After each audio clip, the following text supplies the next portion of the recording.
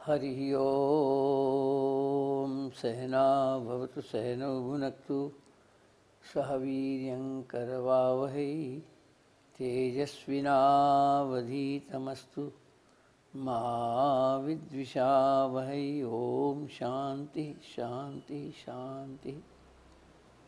प्रसन्नतां यानगताभिषेकतस्तथा न मम्लेवनवासदुःखतः मुखाम्बुजश्रीरघुनन्दनस्य मे सदास्तु सा मञ्जुलमङ्गलप्रदा।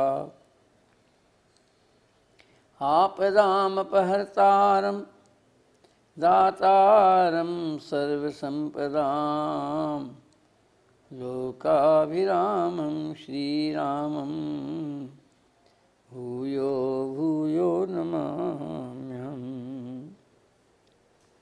भूयो भूयो नमाम्यहम्। अखण्डमण्डलाकारं व्याप्तं येन चराचरं तत्पदं दर्शितं येन तस्मै श्रीगुरवे नमः। तस्मै श्रीगुरवे नमः। श्री गुरुचरण सरोज रज निज मन मुकुर सुधारि वरनौ रघुवर विमल यश जोदायक फलचारि जोदायक फलचारि।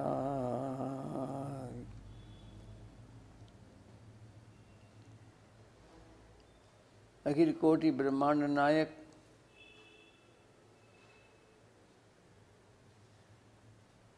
मर्यादा पुरुषोत्तम भगवान श्री राम के पावन चरण कमलों में तथा पूज्य चरण मानस मर्मज्ञ निष्काम कर्म भक्ति और ज्ञान के मूर्त स्वरूप पूज्य चरण परमाराध्य युगल श्री सद्गुरुदेव भगवान के पावन श्री चरण कमलों में प्रणाम करते हुए उपस्थित श्रोता बंधुओं, राम जन्म के हेतुओं पर पूर्व सभा में चर्चा हुई थी और उसके पश्चात रावण के अत्याचारों से त्रस्त हुए लोग बहुत दुखी थे। धरती भी भार नहीं सहन कर पा रही थी, अधर्म का भार। गाय का रूप बनाकर देवताओं के पास पहुंची थी।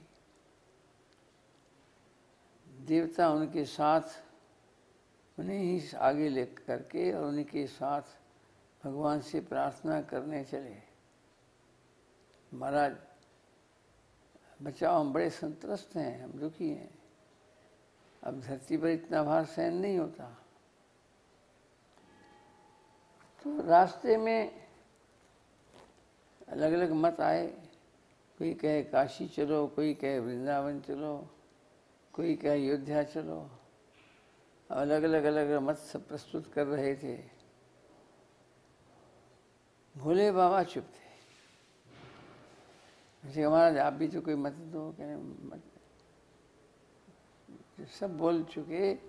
भोले बाबा ने कहा देखो भाई, मेरा तो विचार ऐसा है,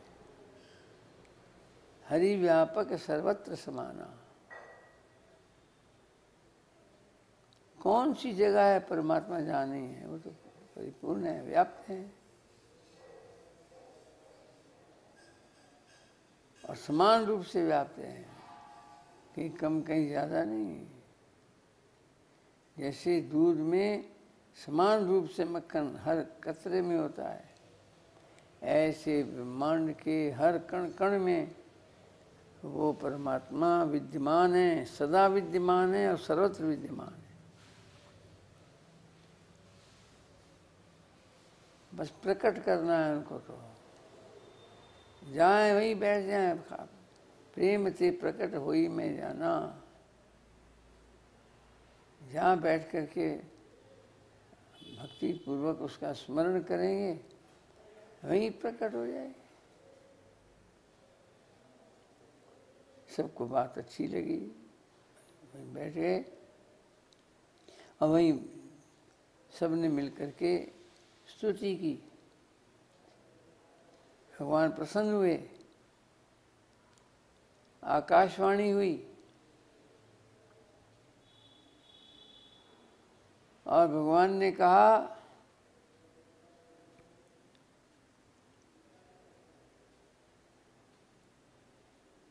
कि मुझे अवतार लेना ही है।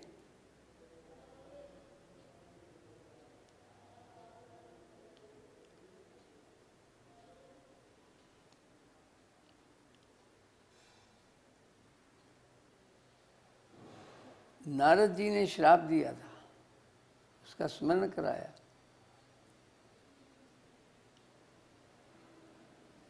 आपको स्मरण ही होगा, नारद जी को काम पर देह पर विजय पाने का अहंकार हो गया था। भगवान अपने भक्तों के अहंकार को नहीं देख सकते, उसे दूर करते हैं। जैसे माता अपने बालक को मैला नहीं देख सकती, धो धा करके साफ करती है, ऐसे कोई अवगुण आ जाए, पैदा होने लगे किसी भक्त में, तो भगवान उस अवगुण को धो डालते हैं और उन्हें बिल्कुल विशुद्ध बना दे। इसी उद्देश्य से नारद जी के अहंकार को दूर करने के लिए उन्होंने नगरी रची थी, राजकन्या का स्वयंवर। और नारद जी जिन्होंने सोचा था मैं कामदेव पर विजय पा चुका हूँ, मेरे समान कौन है, वही नारद जी भगवान की मायामयी नगरी में मायामयी कन्या के प्रति आकृष्ट हो गए और सुंदरता पाने के लिए भगवान के पास चले गए। बस इतना उन्होंने जरूर कहा, जिसमें मेरा कल्याण हो। कल्याण समझ किस में रहे थे?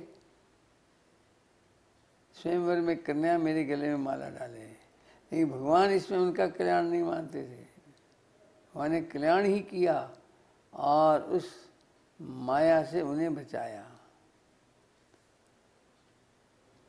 उस समय कुपित होकर के नारद जी ने श्राप दिया था, तुमने मेरा बंदर का मुंह लगाया है,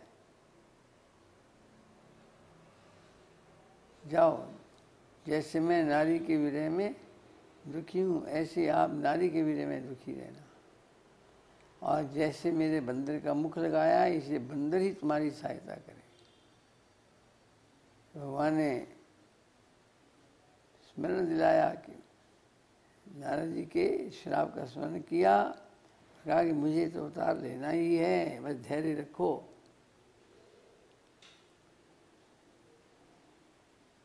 और बतला दिया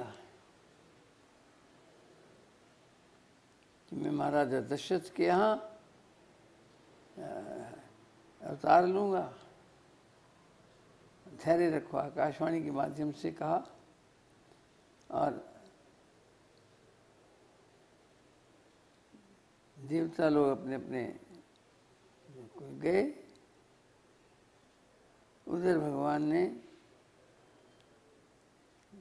देवताओं को आदेश दिया कि मैं अवतार लेने लगा हूँ, तुम भी अवतार लो और मेरी लीला कार्यों में सहयोग करो।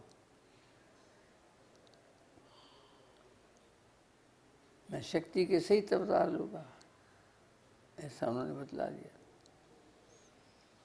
इधर अलग दृश्य है, महाराजा दशरथ के यहाँ दो रानियां, अनुकूल धर्मात्मा राजा, धर्मात्मा रानी है, पतिव्रता नारी है, परस्पर प्रीति,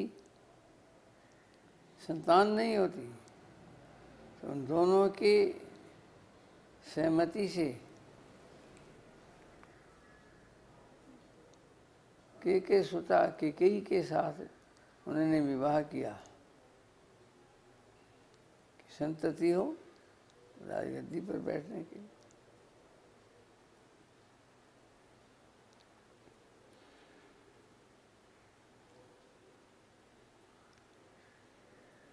लेकिन फिर भी काफ़ी समय बीत गया, कोई संतति नहीं हुई।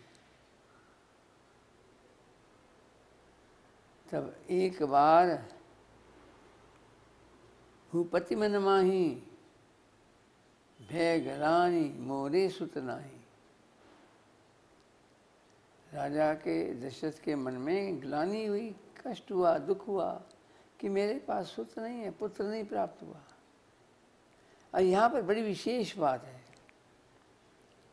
जीवन में अपना सुख दुख दुनिया को सुनाओ तो दुनिया उसका दुरुपयोग करती है। किसी का दुख सुनती है तो उसका दुरुपयोग करती है, उसका मजाक तो उड़ाती ही है और उसकी कमजोरी का, परिस्थिति का दुरुपयोग करके अपना स्वार्थ सिद्ध करती है। इसलिए अपने दुख को दुनिया के आगे कहने की आवश्यकता नहीं होती। तो कहाँ कहें, अपना मन हल्का कहाँ करें? सीधे गुरु के पास।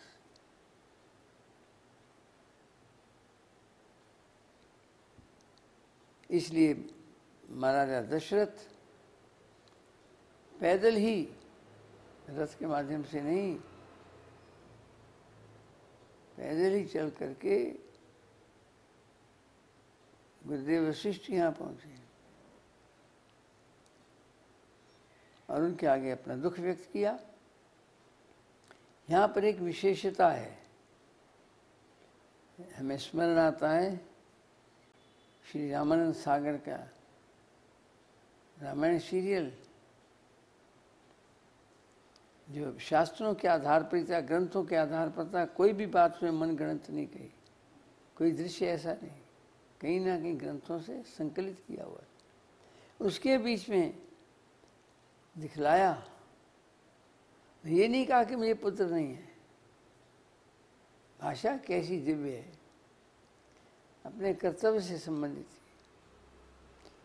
अपने पूर्वजों का नाम लिया, कैसे कैसे धर्मात्मा राजा थे, कैसे कैसे दानी राजा थे।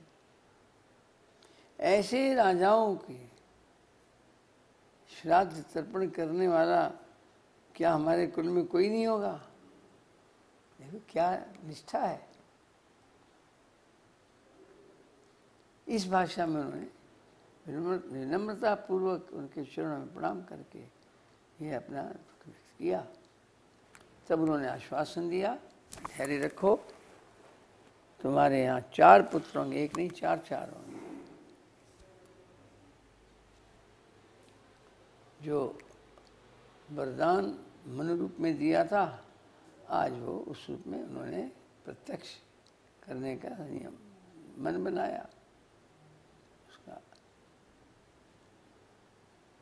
और उन्होंने चाहते तो खुद भी कर सकते थे। यहाँ यज्ञों की महत्ता बतलाई है, श्रीमद् भगवद गीता में बड़ा स्पष्ट है।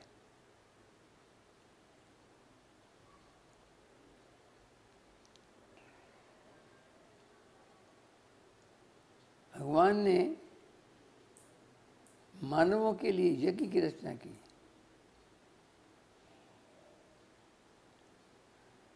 ये यज्ञ जो है ये सुरधेनु की भांति है।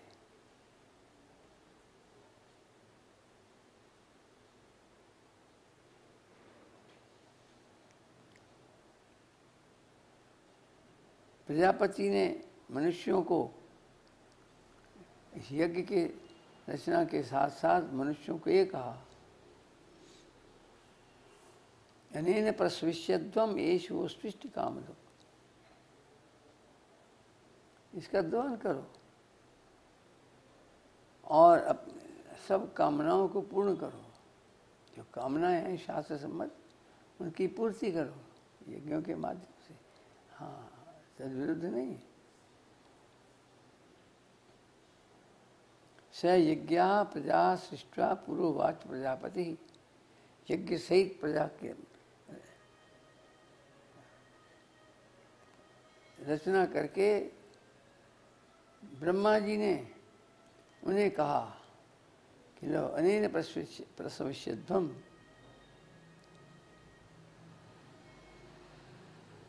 इस यज्ञ के माध्यम से तुम सब अपनी कामनाओं को पूर्ण करो।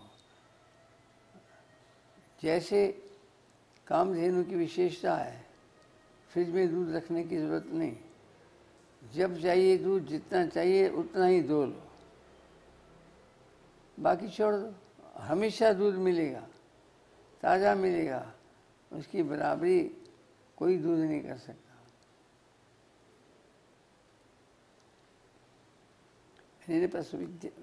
प्रसविष्यध्वम,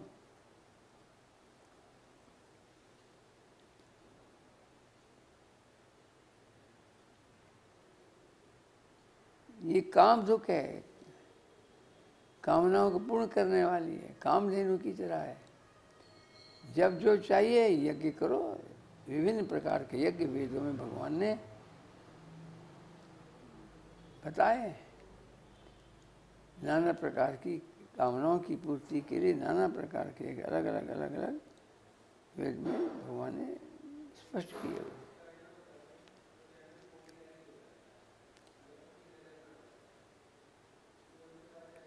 तो यज्ञ के माध्यम से, पुत्रेष्टि यज्ञ के माध्यम से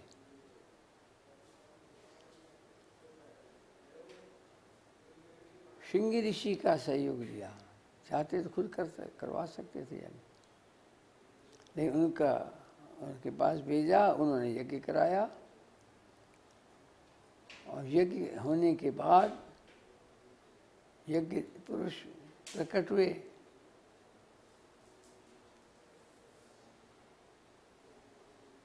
वास्तव में यज्ञो वही विष्णु, विष्णु ही यज्ञ हैं। वही अग्निदेव के रूप में प्रकट होकर के और हमारी आहुतियों को स्वीकार करते हैं और हमारी मंगल कामनाओं को पूर्ण करते हैं, कष्ट निवारण करते हैं, मंगल कामनाओं की पूर्ति करते हैं। तो यज्ञ रूप में भगवान विष्णु, यज्ञो वही विष्णु, विष्णु से अभिन्न है। यज्ञ देवता प्रकट हुए, हाथ में उन्होंने हवी ले रखी थी, अमृत खीर था। वो हवी जो है वो बटनी थी, लो ये पत्नियों को दे दो। राजा ने दोनों पत्नियों को दी, क्योंकि दो यज्ञ में बैठी थी, तीसरी सेवा में लगी हुई थी, सुमित्रा। आपस में ऐसी प्रीति थी रानियों की, मैंने कहा भाई हम दो ही क्यों लेंगे, तीसरी रानी भी तो है। लेकिन प्रश्न ये था कि उसके हिस्से नहीं किए जा सकते थे, तो उन्होंने उन दोनों को दे दिया, अपने अपना भाग दोनों को दे दिया। और उन दोनों ने अपने अपने भाग में से आधा आधा सुमित्रा को दिया कि लो देवी तुम भी संतान वाली हो जाओ, अकेली क्यों। ये परस्पर प्रीति का स्वरूप है। जहाँ सुमति तय संपत्ति नाना, जिस परिवार में परस्पर प्रीति सुमति होती है, वहाँ हर प्रकार से कल्याण ही कल्याण है।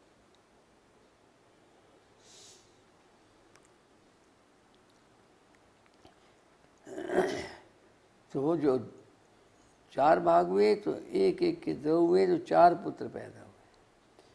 जिनके पास एक एक अंश था उनको एक एक हुआ, और जिनके पास दो अंश गए उनके दो पुत्र हुए। और यहाँ पर थोड़ा गुरुदेव महाराज का जो भाव है, जो उन्होंने अपने वेदांत रामायण में प्रस्तुत किया है, वो स्मरण करता हूँ। उनका ये विचार है, चिंतन है कि जो राम के अंश से, अर्थात जो कौशल्या को दिया गया था, उसके जो दो हिस्से हुए, एक से तो राम हुए, और जो दूसरा हिस्सा था उन राम के साथ रहने वाले लखनलाल हुए, आपस में इकट्ठे गए। और जो दूसरा भाग था वो कैकेयी से भरत पैदा हुए, और उसका जो आधा भाग था जो सुमित्रा को दिया गया, उससे शत्रुघ्न पैदा हुए, जिन शत्रुघ्न ने भरत के साथ छाया की तरह कार्य किया। आपस में फिर इकट्ठे हो गए, और आपस में चारों भी इकट्ठे। अब जब चारों गर्भवती हुई, प्रकृति में आनंद छा गया, सर्वत्र हरियाली, पुष्प, फल, जलवायु,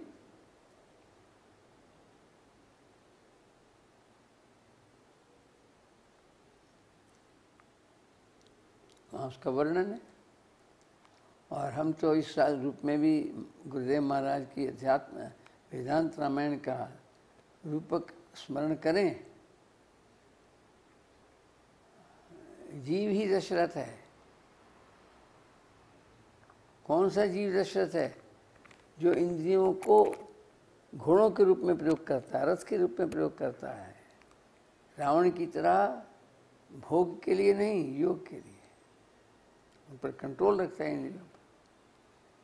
ऐसा जो जीव है वही दशरथ है। मानव ऐसा ही दशरथ है।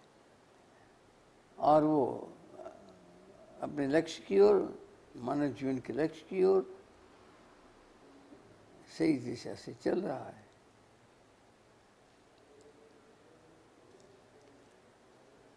जब वो अपने जीवन के लक्ष्य को प्राप्त करने के लिए लक्ष्य तक पहुंचने लगता है, अर्थात उसके हृदय प्रांगण में प्रभु राम प्रकट होते हैं।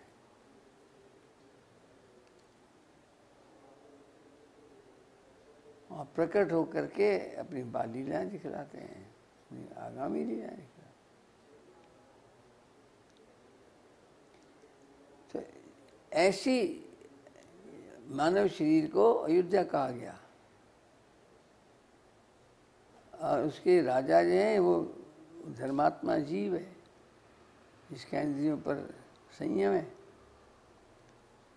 तो वहाँ पर गुरुदेव महाराज ने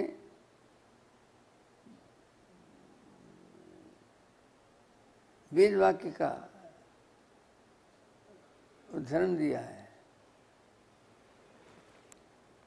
अष्टचक्रा नवद्वारा देवाना पूरा अयोध्या। 8 चक्रों वाली और 9 द्वारों वाली, 9 द्वार, 2 श्रवणेन्द्रियाँ, 2 नासिकाएं, 2 नेत्र,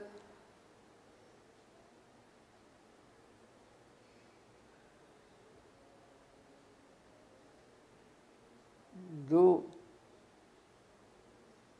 मलमूत्र के द्वार, 8 हो गए।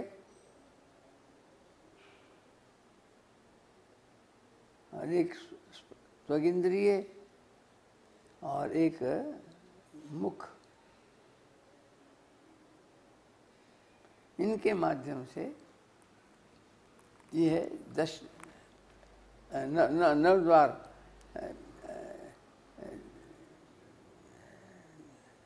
चक्रा नवद्वारा, 2 नासिकाएं, 2 श्रोत्र, 2 चक्षु, 6 और मलमूत्र के 8 और मुख 9। ये 9 द्वार हैं। इन्हीं के माध्यम से प्राण निकलते हैं। और 10म तो द्वार है, इससे अलग है। वो तो 10म द्वार है ब्रह्मरंध्र, जो इन सब द्वारों से नहीं निकलता। जो सदगति को, मोक्ष को प्राप्त करता है, उसके प्राण 10म रंध्र से निकलते हैं। और कहीं फंसे न रह जाएं, इसलिए कपाल क्रिया की जाती है। इसके हृदय प्रांगण में, अयोध्या रूपी शरीर के हृदय प्रांगण में, दशरथ के हृदय प्रांगण में भगवान प्रकट होते हैं। तो सारा हमारे आकाश, हमारे अंदर के सब रोम रोम उस प्रकृति की भांति हर्षित हो उठता है। उसके प्रकट होने से पहले ही हर्षित हो उठता है, रोमांच होता है। जैसे नदियाँ अच्छे ढंग से प्रवाहित होती हैं, ऐसे नेत्रों से नदी प्रवाहित होती है, आदि आदि सब वही क्रम होता है। प्रकृति चारों दिशाओं में अपना दिव्य स्वरूप दिखला रही है, और ऐसे अवसर पर समय आया और चैत्र मास शुक्ल पक्ष नवमी तिथि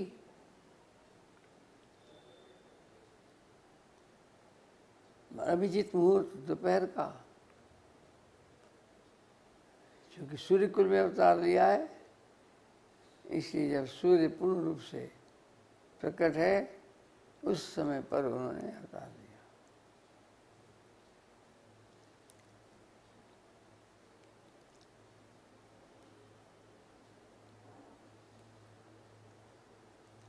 यहाँ पर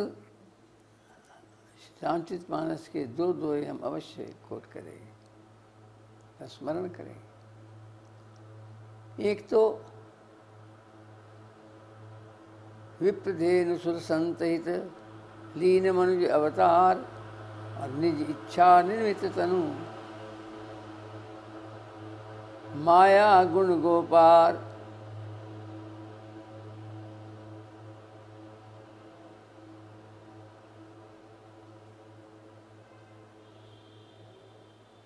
विप्रदेन सुर संतहित लीन मनुज अवतार निज इच्छा निर्मित तनु माया गुण गोपार। इसमें गोस्वामी जी महाराज ने ये जो अवतरित हुए हैं प्रभु श्री राम, वो कैसे हैं, क्या है, क्यों लिया। विप्रधेनु सुर संतहित, विप्र समाज के कल्याण के लिए, ऋषियों के कल्याण के लिए जो यज्ञ आदि सत्कर्म करते हैं अथवा दूसरों के दुख निवारण आदि के लिए, विश्व के कल्याण के लिए यज्ञ करते हैं, उसमें जो बाधा डल रही थी तो उनके यज्ञ आदि बाधा न, उसमें बाधा ना आए, इसलिए उनके कल्याण के लिए, ताकि वो व्यवस्थित रहेंगे तो सारा समाज व्यवस्थित रहेगा। मार्ग प्रदर्शन करने वाला तो वही है और उनके सब कर्मों को करने वाला वही। इसलिए जो ज्ञान दें, स्वयं भी ज्ञान के मार्ग पर चलें और ज्ञान भी दें, लोगों को सन्मार्ग पर चलाएं, उनके जीवन का अंधकार दूर करें, अंधकार से उनको प्रकाश में लाएं। ऐसा विप्र समाज, क्योंकि विप्र तो जन्म से ही गुरु होता है।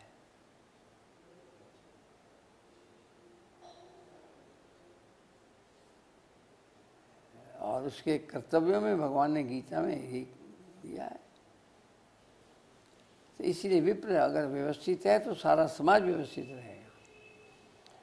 धेनु, मनुष्यों के लिए यदि भगवान ने व्यवस्था बनाई है, माँ के दूध के बाद दूध की आवश्यकता है तो उसके लिए गाय बनाई है। ये भैंस तो विश्वामित्र की जो त्रिशंकु के लिए बीच में लटक रहे, राजा त्रिशंकु के लिए नई सृष्टि उत्पन्न की थी, उसकी देन है। मूल रूप से गाय ही भगवान है जी। इसलिए गाय का दूध ही अमृत होता है। अब इसकी चर्चा नहीं करेंगे, आने की बात और बढ़ जाएगी, लंबा हो जाएगा, इसलिए बस संक्षेप इतनी समझ लें। गाय की बड़ी महिमा है और गाय के दूध की भी बड़ी महिमा है। उसकी बराबरी कोई भी दूसरा नहीं कर सकता। यदि माँ के दूध के बाद कोई दूध बालक को सूट करता है, जो अधिक चाहिए, तो गाय का दूध ही सूट करता है। भैंस का दूध लोग पिलाते हैं तो पतला करके पिलाते हैं, लेकिन इसको पतला नहीं करना पड़ता। ये होता तो पतला है, लेकिन इसमें ताकत ज़्यादा होती है।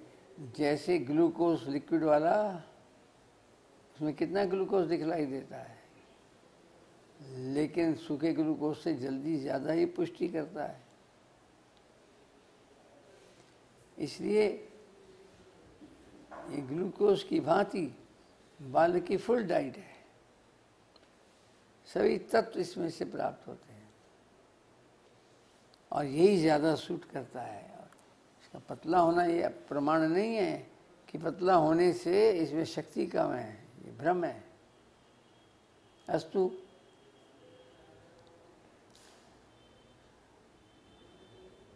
विप्रधेनु सुर संथित, यज्ञ करके देवताओं को प्रसन्न करके, देवताओं से नाना प्रकार के, देवता तो देने वाले होते हैं, सूर्य देवता को एक गिलास, एक लोटा, एक अंजलि जल चढ़ाओ, वो कितने बादल बना कर देता है। धरती माँ को आप एक दाना डालो, एक बीज डालो, वृक्ष बन करके क्या क्या नहीं दे। फसल में एक बीज के से कितने दाने निकलते हैं। देवता तो वो हैं जो देते हैं।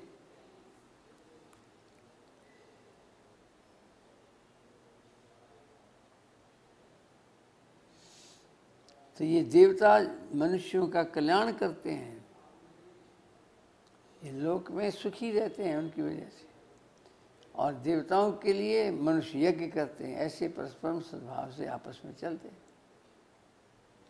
इसलिए मानवों को यज्ञ करते रहना चाहिए। जब तक जीवन है तब तक इसका त्याग नहीं करना चाहिए।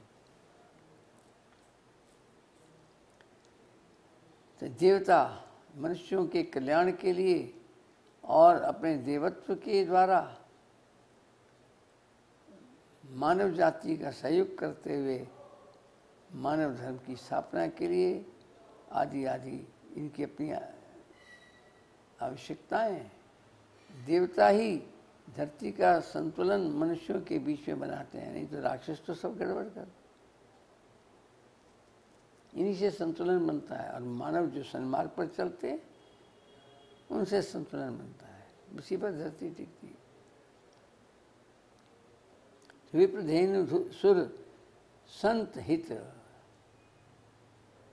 संत के लक्षण ने पहले क्या ही थे। परोपकाराय सतां विभूतया, ये दूसरों के कल्याण के लिए जीवन जीते हैं, अपने लिए नहीं।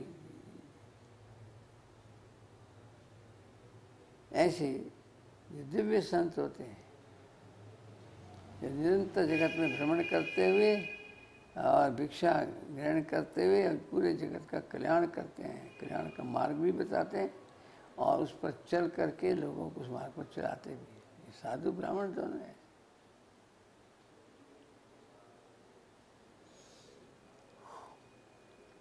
इन सब के कल्याण के लिए विप्रधेनु सुर संत हित, ये चारों व्यवस्थित हैं। तो समझ लो जैसे चार पाए किसी मेज के तखत के ठीक हैं तो वो सुरक्षित है, स्टेबल है, नहीं तो गड़बड़ा जाएगा, एक पाए भी गड़बड़। ये चार पाए हैं मानव समाज के कल्याण के लिए। तो इन्हीं के कल्याण हेतु, इनके हित में इनमें जो बाधाएं आती हैं उनको दूर करने के लिए विप्रधेनु सुर संत हित, ये व्यवस्थित रहें, इन पर कृपा करते हुए इनके कल्याण के लिए, इनके हित के लिए दीन मनुष्य अवतार, मनुष्य रूप में अवतरित हुए। लेकिन लेते तो हैं भगवान अवतार, लेकिन आप हैरान होंगे बाकियों के जो जन्म होते हैं उनका शरीर अपनी इच्छा से जैसा चाहे वैसा नहीं होता, हमारे कर्मानुसार होता है। अब भगवत कृपा से मनुष्य जन्म मिलता है और बाकी रंग है, साइज है, कद है, मोटापा है, आदि आदि गुण अवगुण, ये सब कर्मानुसार संस्कारों के अनुसार इनमें होते हैं।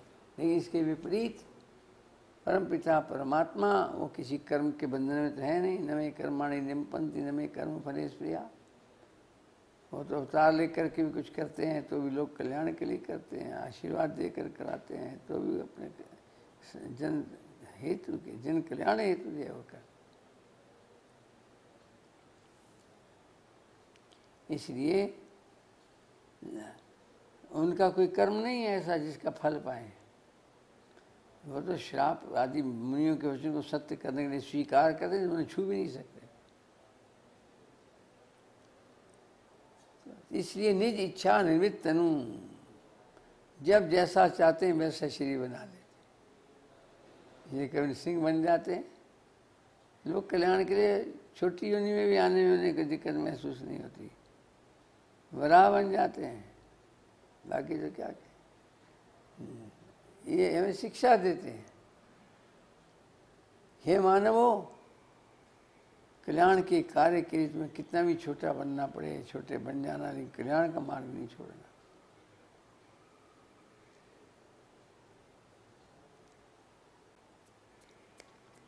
ये शिक्षा देते हैं। इसलिए निज इच्छा निर्मित तनु माया गुण गोपार, ये अलौकिक है इनका अवतार। और इसी प्रकार से एक दोहा, व्यापक ब्रह्म निरंजन निर्गुण विगत विनोद, सो अज प्रेम भगति वश कौशल्या की गोद। क्योंकि शत्रुपा ने पुत्र रूप से मांगा था, ये भावना व्यक्त की थी, तब करके प्रभु के मजबूर करने पर, प्रभु द्वारा मजबूर किए जाने पर उन्हें भावना व्यक्त की थी, हमारे पुत्र रूप में आओ। तो जाकी रही भावना जैसी, प्रभुमूर्त देखी तिन तैसी। इसलिए पुत्र बन करके कौशल्या माँ की गोद में उनके यहाँ उन्होंने अवतार लिया, उनकी कुक्षी से प्रकट हुए।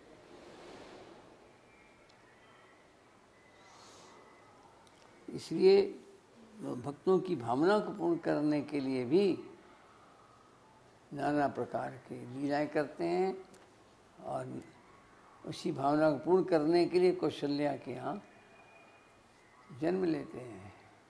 तो भक्तों की भावना के अधीन है, भक्ति के अधीन। भक्तों की भावना, भक्ति की जो भावना है, भक्ति में बड़ा बल है। तभी भगवान कह देते हैं,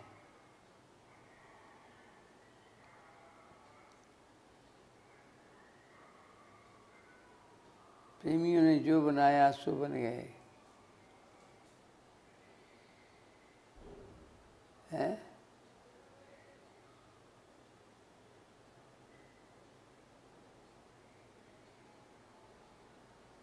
इसकी पहली लाइन, प्रेम के बंधन में मोहन बन गए। मुझे कोई बांध नहीं सकता, ऐसे कोई मुझे पुत्र बनाया जबरदस्ती नहीं बना सकता, लेकिन जब भक्ति पूर्वक ऐसा भाव बनाते हैं तो उस प्रेम के बंधन में आकर के भक्ति वश, भक्ति प्रेम, इसकी चर्चा हमने पूर्व सभा में की थी। शुद्ध प्रेम ही भक्ति है। तो प्रेम भक्ति वश कौशल्या की गोद।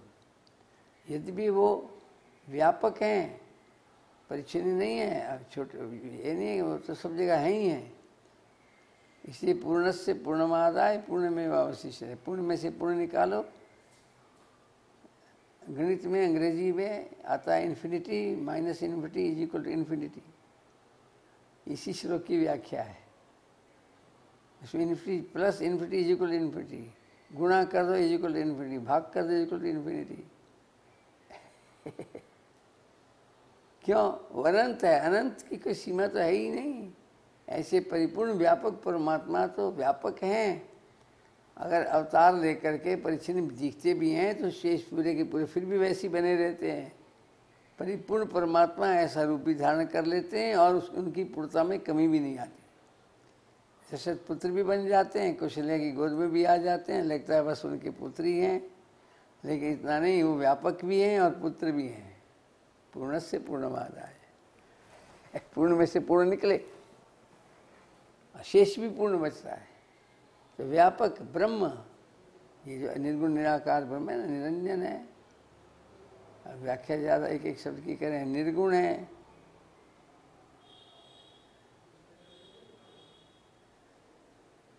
आदि आदि। ये सब होते हुए भी आज वो अजन्मा होते हुए भी, सो अज, अज मैंने आज नहीं है, पंजाबी का आज नहीं है, अजन्मा। सो अज, वह अज जो अजन्मा है, कौशल्या के यहाँ जन्म लेते हुए से दिखते हैं, अवतार लेते हैं, जन्म नहीं लेते, प्रकट होते हैं और उनकी गोद में बाल लीलाएँ करते हैं। उनकी बाल लीलाएँ भी हैं। बुलाया गुरुदेव वशिष्ठ को, उन्होंने नंदी श्राद्ध आदि जो कर्म है, ये कर्म किए, कराए, और महाराजा दशरथ प्रफुल्लित है, 4 पुत्रों की प्राप्ति से, और वो भी आनंद रूप परमात्मा उनके यहाँ अवतार ले। तो उन्होंने द्वार खोल दिए, जिसको जो चाहिए वो ले जाओ। ऐसा आता है याचक सभी याचक कीन है। जिस भी उनके यहाँ सब संपन्न थे, फिर भी जिनका स्वभाव है ना सब कुछ होते हुए मांगने ही है, ऐसे जो याचक हैं उनको इतना दिया कि उनको दोबारा मांगने की गुंजाइश ही नहीं कभी, हमेशा के लिए याचक हो गए। याचक सभी याचक कीन है, ले जाओ जितना चाहते, और दोबारा मांग सकते हैं कहीं भी।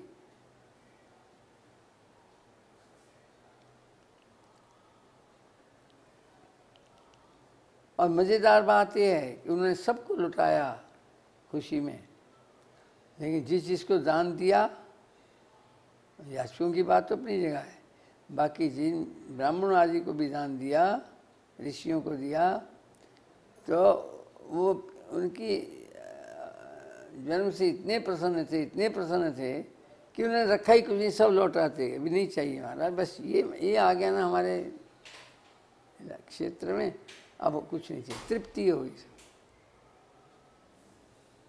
किसी ने रखा ही नहीं कुछ।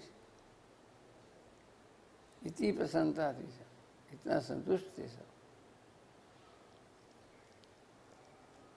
समय पा करके बाल लीलाएं करते हैं।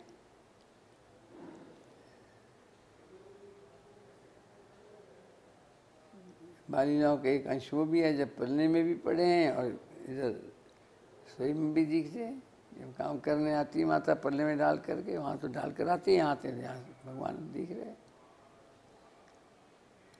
उसने कहा था मैं पहचानूँ नहीं, मैं आपके पुत्र की तरह आप में मोह करूँ, लेकिन भगवान ने फिर भी अपना स्वरूप जो अपना प्रताप छुपता नहीं है। जैसे अनेक कपड़ों की तह में रखी कस्तूरी जो है वो उसकी सुगंध बाहर आ ही जाती है, ऐसे ही भगवान की भी ऐसी लीलाएं हो ही जाती है और पता चलता। फिर वो तो चकरा गई, तब जो है भगवान ने मुस्कुरा करके अपनी माया का निवारण किया। उन्होंने स्तुति की, आदि आदि बाल क्रीड़ाएँ करते हैं आपस में, भाई चारों मिलकर इकट्ठे साथ साथ खेलते हैं, आपस में प्यार रखते हैं, आदि आदि अनेक बाल लीलाएँ होती हैं। ठुमक ठुमक प्रभु चलहीं पर आई, कौशल्या जब बोले जाए ठुमक ठुमक प्रभु चलहीं पर आई। जब दशरथ महाराज जाते हैं तब हाँ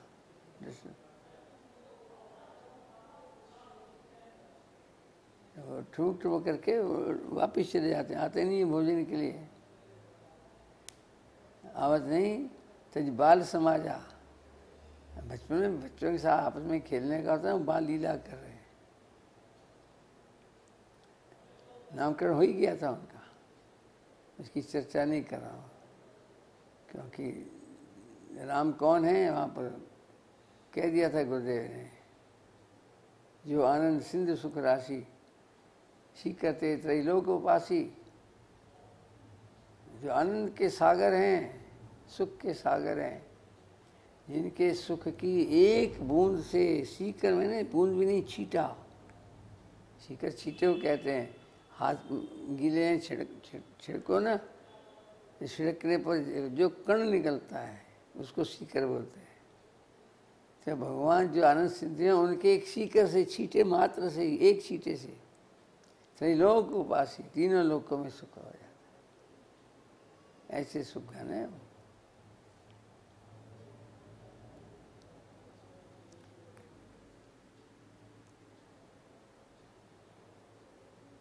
उन्हीं का नाम राम असनामा, अखिल लोकदायक विश्रामा, सारे लोग को, तीनों लोगों को सुख शांति सुख आनंद देने वाले विश्राम, ऐसे हो। नामकरण हुआ तो फिर बाल लीलाएं हुई, उसके बाद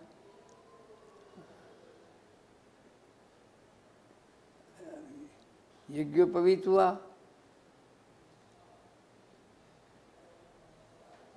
प्राचीन सिद्धांत के अनुसार घर त्याग करके बचपन में विद्या ग्रहण करने के लिए गुरु गृह गए, पढ़ने गए रघुराई और देव वशिष्ठ के यहाँ पहुंचे। अब जिनके श्वासों से वेद प्रकट होते हैं, जैसे निश्वसितम वेदा, श्वासों से प्रकट अथवा ऐसे है जैसे श्वास सहज रूप से लेते हैं, कोई मेहनत नहीं पड़ती है, पता भी नहीं चलता वो ले रहे हैं, लेते रहते हैं। ऐसी सहज रूप से जिन्होंने अपने श्वासों से वेदों को प्रकट किया है, ऐसे परमात्मा वेदों में जो ज्ञान के सागर हैं, सारा ज्ञान वेदों में छुपा है। वो विद्या पढ़ने जाए, बताओ, ज्ञान पाने जाए, लेकिन मनुष्योचित जो कर्तव्य हैं उनका पालन करते हैं और बड़े विधिवत यज्ञोपवीत करा कर पहुँचते हैं और विद्या अध्ययन करते हैं, ये मर्यादा रखते हैं। बालक को शिक्षा देना आवश्यक है, बाल्यावस्था में शिक्षा ग्रहण करना आवश्यक है। बचपन की पाई हुई विद्या जीवन पर्यंत काम आती है, जीवन बनता है।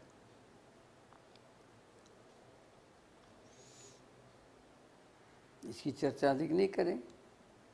वहाँ पर एक नियम रहा है,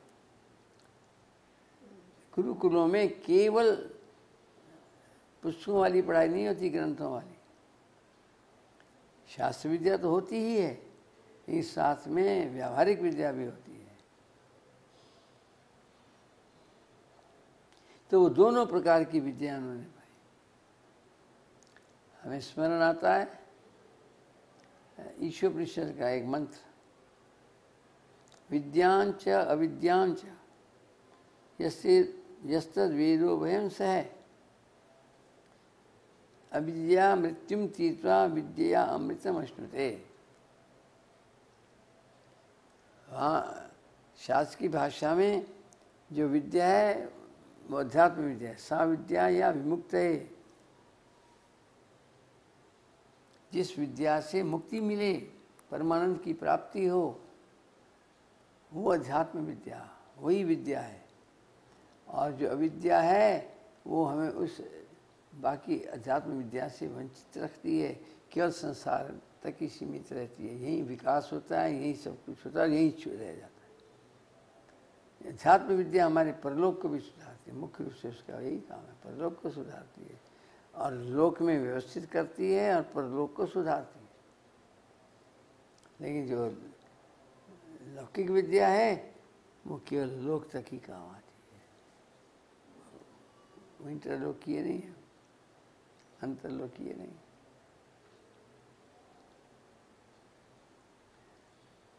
ये सब विद्याएं पाई और साथ में शस्त्र विद्या भी पाई, क्योंकि क्षत्रिय हैं। केवल सैनिकों के आश्रित नहीं, अपने जो स्वयं भी राजा लोग, जब आमने सामने लड़ाई होती तो राजा लोग आपस में भिड़ते थे और जो विजय पाता था दूसरा सरेंडर करता था या भाग जाता था, वो भी उन्होंने सिखाई। और लेकिन राम की अपनी विशेषता है, आखिर है तो परमपिता परमात्मा ही इस रूप में आए हैं, साक्षात विष्णु ही। उनकी विशेषता यह है कि जब वो आखेट का अभ्यास करते हैं तो देख लेते हैं कौन हिरण पुण्य आत्मा है, किसी निमित्त से पशु योनि में आया हुआ है, ऐसी छांट छांट करके उन पर निशाना लगाते थे, ताकि वो मारते नहीं किसी को, उतारते थे, उन्हें उस योनि से मुक्त करते थे, अपने धाम में भेजते थे। इनकी विशेषता रही है। तो उनको उस योनि से मुक्त किया, जैसे जेल से मुक्त करते हैं, और मुक्त करके और फिर दिव्य धामों में भेजा, अपने धाम में भी अमल करते गए। ऐसे दोनों प्रकार की व्यावहारिक और अलौकिक शास्त्रीय दोनों प्रकार की विद्या उन्होंने प्राप्त की। और विद्या प्राप्त करने के बाद चारों भ्राता जब लौटते हैं, अब चूँकि विद्या पढ़ कर आए हैं, बड़े हो चुके हैं, योग्य हो गए, तो विवाह से पूर्व बालकों का कर्तव्य बनता है कि जब योग्य हो जाएं और गुरुकुल से आज्ञा मिल जाए, कन्वोकेशन करके लौट आए, तो फिर वो क्या करें, मर्यादाओं का पालन करते हुए बड़ों के प्रति श्रद्धा भक्ति सेवा भाव और उनके चरणों में झुकना, बचपन से झुकना चाहिए वैसे, फिर विशेष रूप से, और बड़ों के आगे जो जो आज्ञा होती जाए या पूछ पूछ करके सब कर्म करना, अपनी मनमानी भी न करना, और कर करके बड़ों को बताते जाना ताकि उनको राहत मिले, उनको प्रसन्नता हो, उनका आशीष। इसलिए यहाँ पर ये सेवा भाव और विनम्रता श्रद्धापूर्वक ये बड़ों के लिए बड़ी आवश्यक है। बड़ों के प्रति युवा पीढ़ी भी प्रभु श्री राम की युवावस्था का स्मरण करके इससे वंचित न रहे।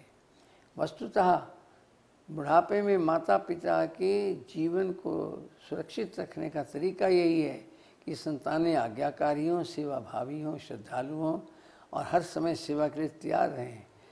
उनके इन सेवाओं से जो उनका हृदय प्रफुल्लित रहता है, रोम रोम से आशीर्वाद तो निकलता ही है हृदय के कोने कोने से, और लेकिन उसके साथ साथ हर्षित होकर के, प्रसन्न होकर के, टेंशन भी जीवन में बाधक है, और टेंशन फ्री होकर के, प्रसन्न होकर के प्रफुल्लित रहते हैं, उनका जीवन भी प्रफुल्लित रहता है।